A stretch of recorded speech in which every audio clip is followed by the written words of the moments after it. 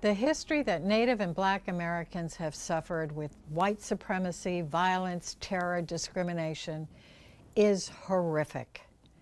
And that discrimination goes on today in many ways. But that is not the story of our documentary. This is. As Indigenous people, we've had to survive for centuries in order to be here today, in order to exist. And because of all of the intentional acts of genocide and suppression and oppression, we've had to survive. And so that's become a part of our lived culture. The importance of the solidarity economy and cooperative economics, and particularly Black folks in the South having under those conditions in terms of duress, having to pull our collective resources together to be able to survive and to be able to control our own labor. What's most important is these incredible stories of resilience and revitalization and rebirth and reemergence. I think the fact that, in many ways that we're still here is incredible. I think that we can provide the solutions and a path forward for other communities across the globe to emulate in their own ways. As a change agent in economic and social justice for over 45 years, I knew stories of resilience, well-being, and prosperity were taking root on reservations and in cities all across this land. And I set out on a road trip that covered 14,000 miles, lots of driving, little sleep, several rental car disasters, and I found these gems of hope and optimism, and my eyes were opened to so much more. Western colonizer society is very much individualism and individual wealth accumulation and individual asset accumulation and what's best for me. That word power is not even a part of our Lakota language. It's something that's so foreign because it's not rooted in anything that's in our value system. It was always about the greater good. It was always about what's best for the whole nation, what's best for the earth, and not what's best for the individual. We talk about that. We talk about our unhoused relatives don't need more policing, right? We don't need for the city and for the police to criminalize poverty. We need connection. We need relationality. We need those relationships. We need to be a community and take care of each other. African American mutual aid started pretty much on the boats when we were dragged here forcibly in chains. We were helping each other, even though on the boats we were, the captors wouldn't even let people who spoke the same language or who were from the same community be chained together. So, I mean, that kind of mutual aid and camaraderie is really incredible when you think about it, whether it was supporting a whole group to jump overboard, whether it was supporting a group to have a resurrection, or whether just surviving the trip over here. So from then, we had this sense, I think probably from the way that African cultures had also had a sense of mutuality and communalism, and then we practiced it wherever we could. It's not that Indian people can't do business. It's they don't value profit over community. They don't value profit over life. So we were never going to succeed by their metrics, because a tree only has value once it's cut down and it's board feet on the market. How can we build, not having one big company where you have hundreds and hundreds of employees, but looking at models in these neighborhoods where we could, create several companies with, 50 employees at a time, where we could build wealth in the community. We are at a pivotal moment in history to reimagine finance, to redefine finance, and reprioritize our funding, reprioritize what money can do. We can reverse the script, rewrite the rules of money, reverse the script so that money can be used to help and heal our communities rather than harm. People often wonder in this country, how are we going to put fundamental beliefs about we're all one, our connected humanity, and wealth is more than money into actual practice, so it makes a real difference for us in our lives and in our futures? Well, Native and Black Americans are doing it, and here's how. So we have, on our 34 acres, we have a regenerative community development. It's one of our 8 initiatives. Currently, we have 21 single-family homes, 7 are complete. Our broader goal for this community is to be net zero. We are designing a truly Lakota total immersion school that we will construct here on our 34 acres in the near future. It's an immersion program. They'll hear the educators, including myself, always in the language, always speaking Lakota with them, and so it becomes their norm of every place they go, from whether they're eating in a cafeteria area, or if they're out to recess. The teachers will always be engaging with them and asking them questions, to creating dialogue with them. It is an indigenous school, but we are very inclusive. Anybody can come to the school and apply to come to the school that would like to attend.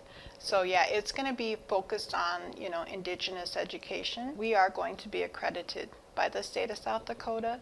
We are also going to be COSA accredited, so there's an accreditation for Oceti Sakowin Essential Understandings. We're going to have both of those accreditations. The Oceti Sakowin Essential Understandings, that's the 7 Council Fire Understandings. The Oceti Sakowin are the people that walked on this land first. And these understandings were created by elders. So, the Wolakota Regenerative Buffalo Range is a 28,000 acre buffalo range that will be home to 1,500 animals that will be able to produce between 300 and 400 surplus buffalo per year.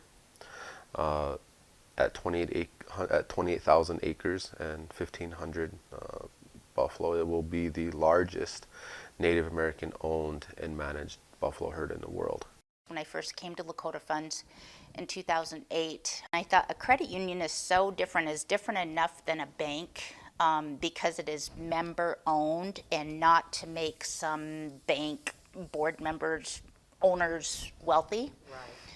Until Lakota Federal Credit Union was chartered, there was not a single bank, federally insured financial institution depository on the Pine Ridge Reservation. We are providing seed funding for children's savings accounts.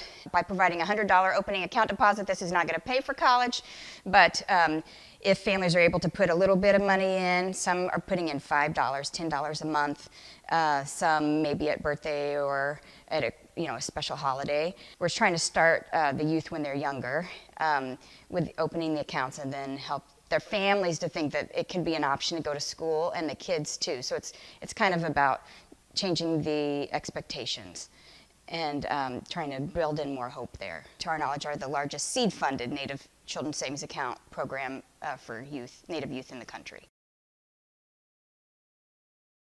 The Greater University Circle Initiative was incorporated as a place-based strategy working with the anchors. And at that time, we were looking at employee-assisted housing. We were looking at how to create jobs. So again, the Evergreen Co-ops, it wasn't on the table at that time, but quickly became the one thing everybody could get behind. The model is such that no less than 80% of the ownership or the equity of any of those businesses is held by the employee owners. Wow. So there can never be a dilution event of any sort, no private equity or outside investment that, that might take that ownership level down. Once an employee becomes an employee owner, which is a 1-year eligibility period, and then he or she is voted upon by the existing worker owners, so that's step one. Okay. They immediately begin to build equity in the company. They're immediately fully vested for profit sharing. The land trust model is a way for people to not only own housing that's affordable, but then to kind of pass that on to the next buyer who needs affordable housing. Mm-hmm. So essentially just kind of recycling that affordability from one family to the next. And so because access to housing is becoming more and more challenging, people are willing to consider the idea of the community land trust model, and the idea of not owning the land, and the idea of sharing equity with the next buyer. We have community land trusts. We have our Freedom Farms Co-op. We have our Green Team Cooperative. And then the other one primarily is the Community Production Center. But the main thing, just so folks know that it is actually working on is learning how to produce housing, right? Like different types of 3D print housing. One will look similar to a yurt, kind of a round structure, right? The other one is much more kind of traditional, and then there's two experimental kind of stilt designs. In November of 2019, we actually had our vote on Resolution 126R19, which was to establish reparations for the Black community in Evanston using the cannabis sales tax revenue. There were a lot of different recommendations, and we narrowed that down to what today is a $25,000 direct benefit for housing equity that will build wealth immediately through equity. And the deposit base for a public bank are the taxes, the fees, the fines, the funds, the revenue that our city accrues, which then leverages to create loans just like any other bank. But the difference between a public bank and a private bank is with a public bank, the interest and profit belongs to the community. So rather than it gets siphoned out of state by private Wall Street bankers and private shareholders, that money stays here. There's big profit in the prison industry, created in large part by the unequal justice in the courtroom. Public defenders are handling 300, 400, 500 felony cases, 600 misdemeanor cases. And our whole profession, and I want to be clear on this, trial judges, this happens in front of them every single day and they see it, okay? So state Supreme Court judges, the bar associations, the bar disciplinary committees, the state Supreme Courts, the United States Supreme Court, everybody knows this. I'll state it in its simplest terms. Lawyers may not represent more clients than they can competently represent. I can tell you in one of our offices, we had what was called a wait list. So if you applied for services in our office, there weren't enough attorneys to take all the cases. So if you were not confined, your case would be put on a list and you would be told, we will get to you when we have an attorney available. I was checking the numbers on that office's wait list recently and saw that it was gone. And I called the attorney who runs the office and I said, where's your wait list? I can't find it. It's not in the database. And she said, well, we don't have it anymore. I'm like, what do you mean you don't have it? How did you do that? She said, you gave me 2 more attorneys. That's how I did it. These are continuing stories of hope, determination, and optimism. The transformation that we're trying to effectuate in our community really is this transformation of healing to hope to liberation. Because once you start on your healing journey, you're able to heal from historical traumas, from existing traumas, ongoing traumas. You're able to find hope again. Hope that life can be better, that life can be different.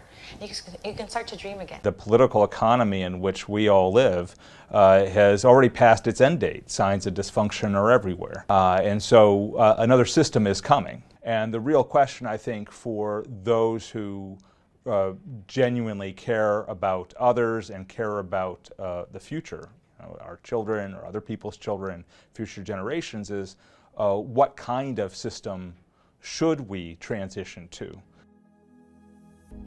Our documentary shares these very compelling stories of resilience and powerful change. I'm Janet Roberts. Thank you for your time.